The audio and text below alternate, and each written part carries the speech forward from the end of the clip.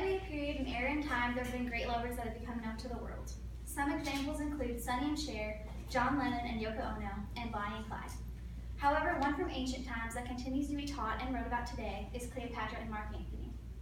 As pictured behind me, this is an artist's interpretation of the two, and of course, you can see how much in love the two were, especially with Antony being in love with Cleopatra. And of course, Cleopatra had her eyes set out on the world as she wanted to expand her territory and reign for Egypt. And although I am not a history major, I've always had a great interest in Cleopatra. I've read several books, fiction and nonfiction, about her life. However, last semester I was able to participate in Latin 101, which does focus on Rome, its history, and its beginnings. And through learning about the 12 Caesars, which were the 12 first Roman emperors, I was able to learn more about her and, of course, one of her famous Roman lovers. And the two had a very great relationship, and their relationship also helped shape the history for both Rome and Egypt. And their relationship began after the murder of Julius Caesar, or Augustus Caesar, who was the first Roman emperor and also one of Cleopatra's great lovers. Emil Luberg wrote that as a woman and a queen, she was able to impress him greatly on the occasion of their first meeting in Rome.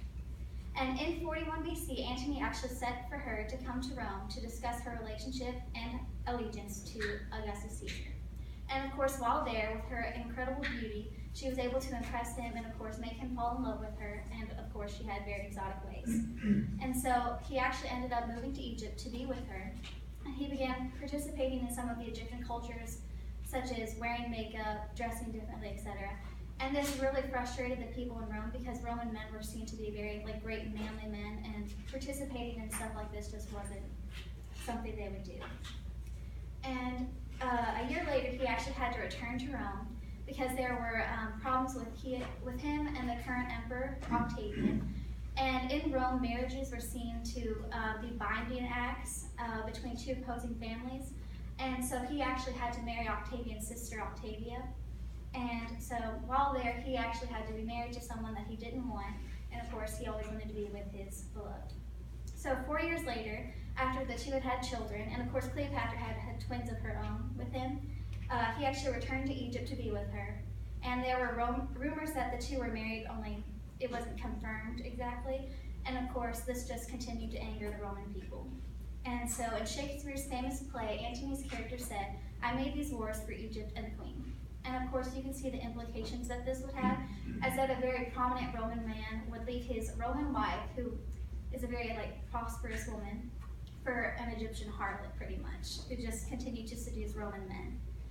And of course, through this, he became known as a traitor to the Roman people, and he and Octavian actually had battles between the two. And in 31 BC, they had the Battle of Actium, which Cleopatra and Antony were actually defeated.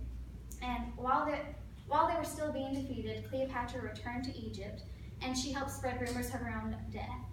And of course, her hopes was that Antony would return and they could escape, that way they wouldn't be under the hands of Octavian.